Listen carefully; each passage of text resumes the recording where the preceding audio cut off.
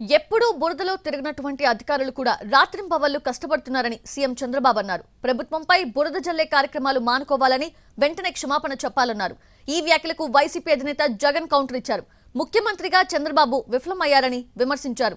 వరదలకు బాధ్యత వహిస్తూ క్షమాపణలు చెప్పాలని జగన్ డిమాండ్ చేశారు. బాధ రాత్రింబగళ్ళు కష్టపడుతున్నారు, ఎంతో మంది కష్టపడుతున్నారు. ఆఫీసర్లందరినీ ఎప్పుడు బురదలో తిరగనటువంటి ఆఫీసర్ని బురదలో తిప్పి పని చేపిస్తున్నాం. కోప్పడుతున్నాం. తప్పదు, వెళ్ళాలి, ఉండాలి, కూర్చోవాలి. ఒక సీనియర్ ఆఫీసర్ ఫీల్డ్కి రారు. అలాంటిది ఈరోజు చీఫ్ సెక్రటరీతో సహా అందరినీ ఫీల్డ్లో పెట్టి పని చేపిస్తున్నాం. అది మా కమిట్మెంట్. బురద జల్లే కార్యక్రమం మానండి. సిగ్గుంటే చేసిన తప్పు క్షమాపణ చెప్పుకోండి.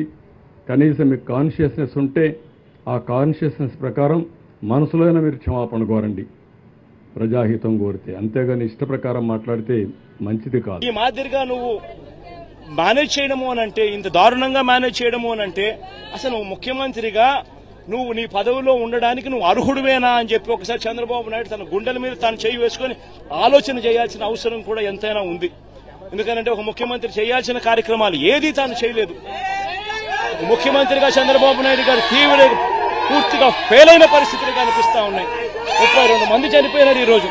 ఈ 32 మంది చావులకు చంద్రబాబు నాయుడు గారు సమాధానం చెప్పాలి. చంద్రబాబు నాయుడు గారు ఈ చావులకు ఓనర్షిప్ తీసుకొని ప్రజలకు క్షమాపణ చెప్పి ప్రజలకు సహాయం చేసే కార్యక్రమంలో ముందుకు అడుగులు వేయాలి.